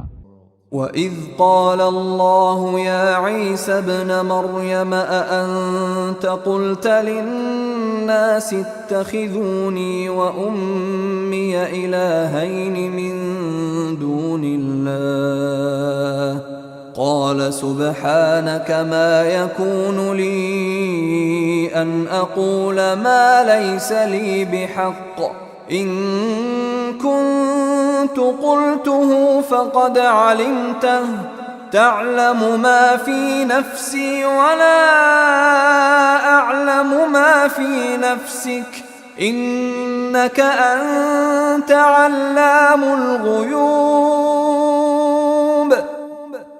যখন আল্লাহ বললেন, হে ঈসা ইবনে মরিয়ম, তুমি কি লোকদেরকে বলে দিয়েছিলে যে আল্লাহকে ছেড়ে আমাকে ও আমার মাতাকে উপাস্য সাব্যস্ত করো?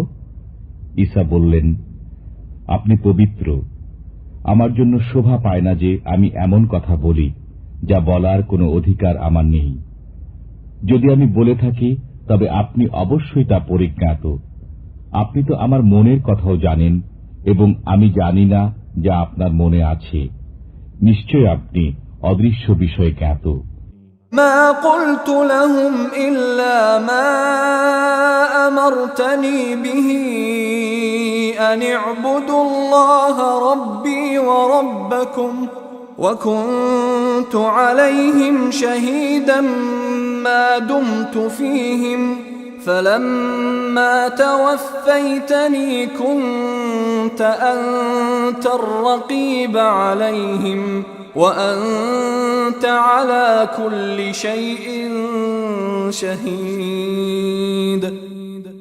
আমি তো তাদেরকে কিছুই বলিনি, শুধু সে কথাই বলেছি যা আপনি বলতে আদেশ করেছিলেন যে তোমরা আল্লাহর দাসত্ব অবলম্বন করো, যিনি আমার ও তোমাদের পালনকর্তা। আমি তাদের সম্পর্কে অবগত ছিলাম যতদিন তাদের মধ্যে ছিলাম। অতঃপর যখন আপনি আমাকে লোকান্তরিত করলেন তখন থেকে আপনি তাদের সম্পর্কে অবগত রয়েছেন। আপনি সর্ববিষয়ে পূর্ণ পরিজ্ঞাত। إن تعذبهم فإنهم عبادك وإن تغفر لهم فإنك أنت العزيز الحكيم। যদি আপনি তাদেরকে শাস্তি দেন তবে তারা আপনার দাস, এবং যদি আপনি তাদেরকে ক্ষমা করেন তবে আপনি পরাক্রান্ত মহাবিজ্ঞ। قال الله هذا يوم ينفع الصادقين صدقهم لهم جنات تجري من تحتها الأنهار خالدين فيها أبدا رضي الله عنهم ورضوا عنه ذلك الفوز العظيم।